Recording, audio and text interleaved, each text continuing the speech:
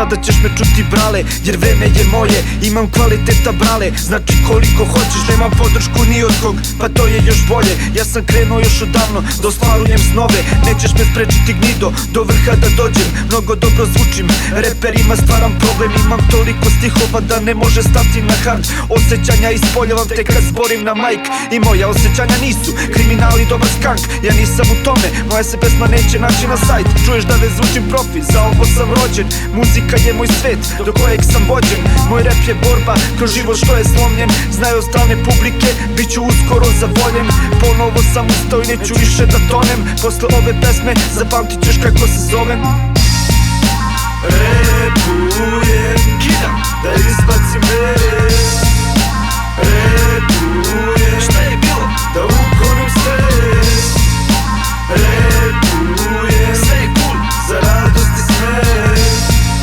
Repujem, svaki dan, da sačuvam svet. Repujem, kidam, da izbacim res. Repujem, šta je bilo, da uklonim stres. Repujem, sve je cool, za radost i smeh.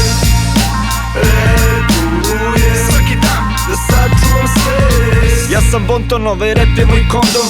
Štiti me da se ne zarazim zavisnim dobom, mržnjom i ljubomorom, da se ne zarazim tobom. Neću više da imam posla sa prljavom robom. Prezentujem svoj grad, hoćeš da uspeš u Srbiji. Dionice su pune, ali se teško dobija na lutriji. I dalje rime sklapam, rešio sam samo da stvaram, da širim ljubav, pozitivu kroz pesme do zadnjih daha. I znam koliko vrede moje pesme i ova snimanja. Kao smartphone imam odgovor na sva pitanja, jer ja nisam u kontaktu sa ovim vremenom. Ja sam previše cool, kao Jean-Paul Belmondo. Idem samo napred jer gledam napred, oseti to. Ja se ovde ne zezam, moj rap je umetnost. Oseti moju priču, oseti ovu borbenost. Ovaj posao i uspeh, sve sam sam postigo.